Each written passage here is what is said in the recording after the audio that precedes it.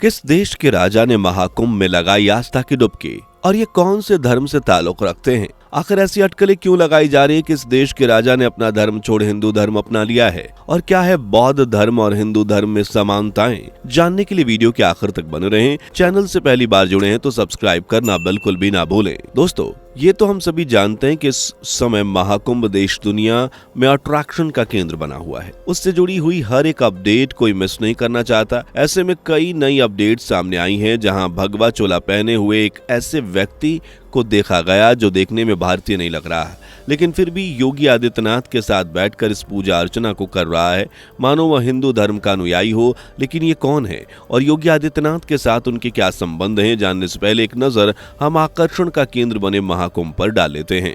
दोस्तों, आजकल सबसे ज्यादा जिस बात का जिक्र हो रहा है वो है 2025 का महाकुंभ, जिसको लेकर भारतीय ही नहीं बल्कि विदेशी भी उत्सुक हैं और महाकुंभ का हिस्सा बन रहे हैं। जो लोग उसका हिस्सा नहीं बन पा रहे हैं वो मीडिया और न्यूज चैनल से कनेक्ट होकर महाकुंभ की सारी अपडेट्स ले रहे हैं, क्योंकि महाकुंभ का मेला 12 साल में एक बार लगता है और इस बार ये मेला प्रयागराज की शोभा बढ़ा रहा है, जो करीब 144 साल बाद लगा है।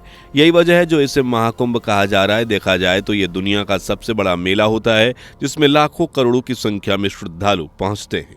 और इस मेले में इस बार राजनेता और विदेशी पर्यटकों ने बढ़ चढ़कर हिस्सा लिया है और इस बात का प्रमाण दिया है कि वह भी कहीं ना कहीं हिंदू धर्म यानी सनातन की गहराइयों को समझ चुके हैं और अब इसी कड़ी में विदेशी नेता भी शिरकत कर रहे हैं।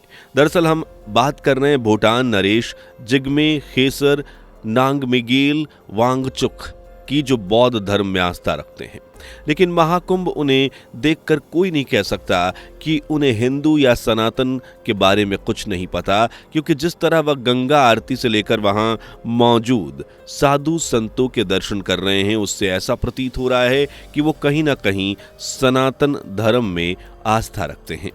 यहाँ एक और बात बता दें कि बौद्ध धर्म में कुछ ऐसे लोग भी हैं जो हिंदू धर्म को बौद्ध धर्म से बिल्कुल अलग समझते हैं और उसका मजाक बनाने से भी पीछे नहीं हटते।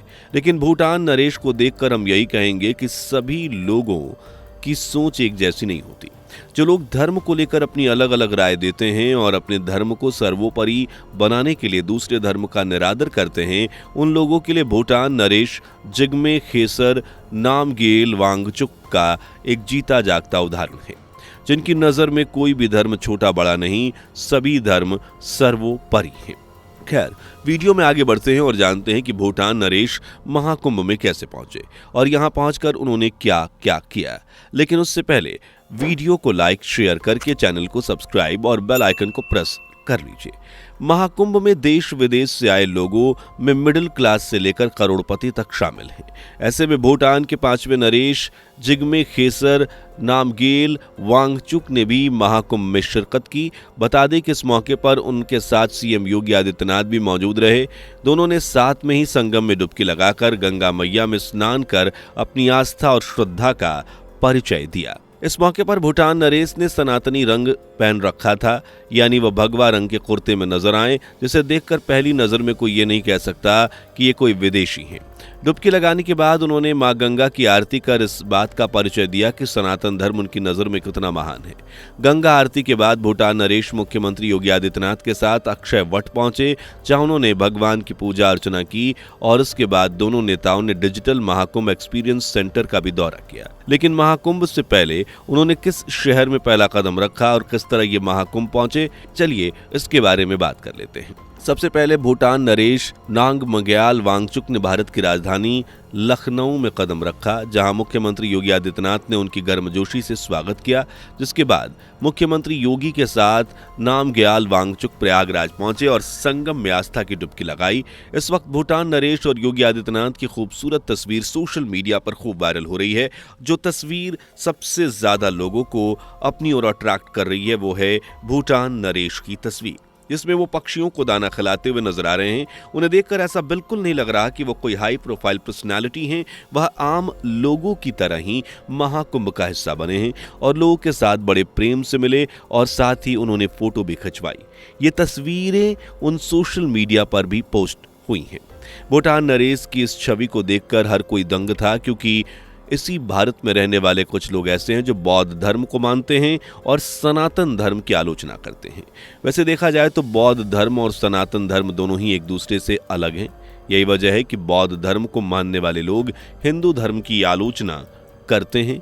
लेकिन आज हम अगर इस धर्म की गहराइयों में झांके तो हम पाएंगे कि दोनों ही धर्म एक दूसरे से काफी सिमिलर हैं, यानी मेल खाते हैं। कैसे, चलिए हम जान लेते हैं। या तो हम भी जानते हैं कि बौद्ध धर्म के संस्थापक भगवान बुद्ध ने, जिन्होंने हिंदू धर्म की परंपराओं और धार्मिक विश्वासों को चुनौती दी थी, क्योंकि उनके अनुसार इस धर्म में काफी कुछ ऐसा था जो उनको गलत लगता था।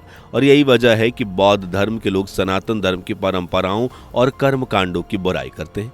बौद्ध धर्म के अनुसार हिंदू धर्म में जातिवाद, ईश्वर के अस्तित्व और पूजा पद्धति को लेकर एक अलग ही सोच है, जिसे बौद्ध धर्म ठुकराता है। लेकिन भूटान नरेश की जो सनातनी तस्वीरें सोशल मीडिया पर वायरल हो रही हैं, उन्हें देखकर लोग इस बात को समझ जाएंगे कि सनातन के प्रति वह क्या भाव रखते हैं।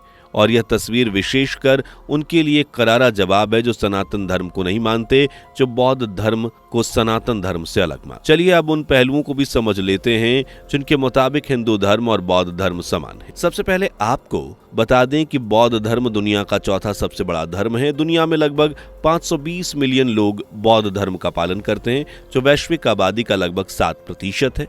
वहीं हिंदू धर्म विश्व का तीसरा सबसे बड़ा धर्म है, जिसके अनुयायी वैश्विक जनसंख्या के लगभग 16 से या 1.25 अरब के लगभग हैं। देखिए, यह दोनों धर्म भारत में प्राचीन धर्म के तौर में देखे जाते हैं। यह बात अलग है कि दोनों ही धर्मों में कहीं ना कहीं कुछ विभिन्नताएं भी सामने आई हैं, लेकिन वहीं दूसरी तरफ देखा जाए तो इनमें कुछ गहरी समानताएं भी हैं। और इन्हीं समानताओं को समझना हमारे लिए धार्मिक दृष्टिकोण से नहीं बल्कि सांस्कृतिक और ऐतिहासिक दृष्टिकोण से भी बहुत जरूरी है।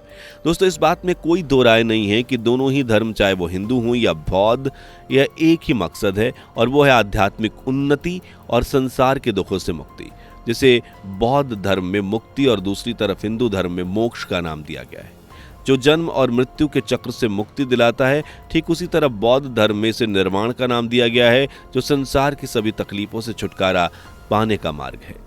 दोनों ही धर्म इस बात पर जोर देते हैं कि इंसान को सांसारिक भोगों से ऊपर उठकर आत्मज्ञान की प्राप्ति करनी। वहीं सिमिलैरिटी की बात चल रही है तो दोनों धर्म एक सिद्धांत और सर्वोपरि मानते हैं, और वो है पुनर्जन्म का सिद्धांत। जिस तरह हिंदू धर्म के अनुसार इंसान अच्छे और बुरे कर्म के आधार पर पुनर्जन्म पाता है, ठीक उसी तरह से बौद्ध धर्म में भी इसी सिद्धांत पर जोर दिया गया है। जहां बौद्ध धर्म में इसे संसार चक्र नाम दिया गया है, जहां एक व्यक्ति का जन्म पिछले कर्म पर निर्धारित होता है। इसीलिए अपने कर्मों को सुधारने का प्रयास करना चाहिए, जिससे आपका अलग जीवन आरामदायक हो।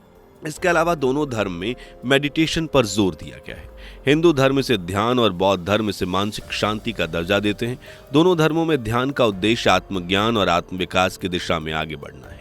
बौद्ध धर्म में पाप का कोई कॉन्सेप्ट नहीं है, जबकि हिंदू धर्म में जानबूझकर किए गए पापों का भुगतान कर्म फल के माध्यम से किया जाता है।